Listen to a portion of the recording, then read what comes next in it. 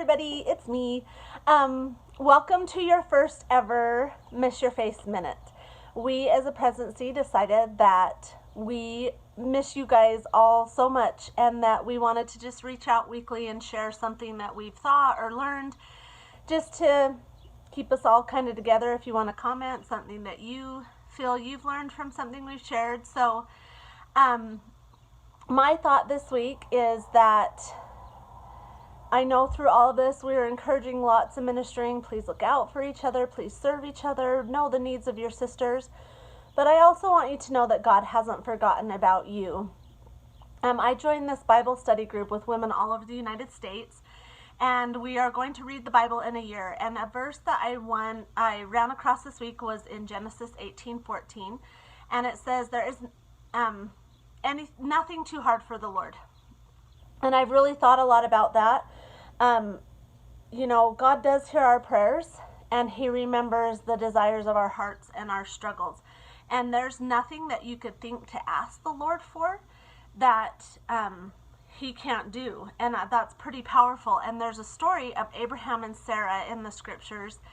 And, they were made some amazing promises that seemed impossible. I believe Abraham was 100 and Sarah was 90, and it didn't quite make sense that he promised that the blessings of the seeds of these two, because they were so old. And it was actually about 13 years after he made his promise, that they were still waiting. And the thought came to me, what do you do when you've waited so long, or somebody's telling you that something's impossible? And what do you feel like? What do you do when you feel like God has forgotten you? And I've just really felt this week that we have to decide in our hearts to not give in to that doubt. I know it's easier said than done. I've learned it the hard way. It is hard to feel those doubts, but it kind of paralyzes you when you start to give in to those doubts. And it makes you want to take control rather than trust God.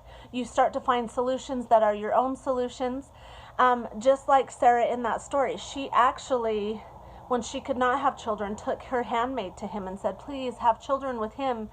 And it was kind of okay, but it was her plan and not God's plan. It did, So I just think we have to replace our doubt with faith so that God has something to work with. If we are walking around doubting and stressing all the time, He's going to have nothing to work with to help us. But if we're relying on our faith, He really can heal us.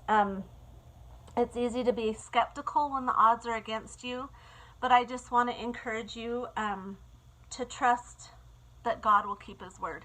And that is my testimony today, is God will keep His word to us. He will watch out for us. He loves us. He'll take care of us. And I hope that you feel that. I hope as you study this week, you can find ways that God is being there for you. We love you so much, and join us next week for our next Miss Your Face Minute.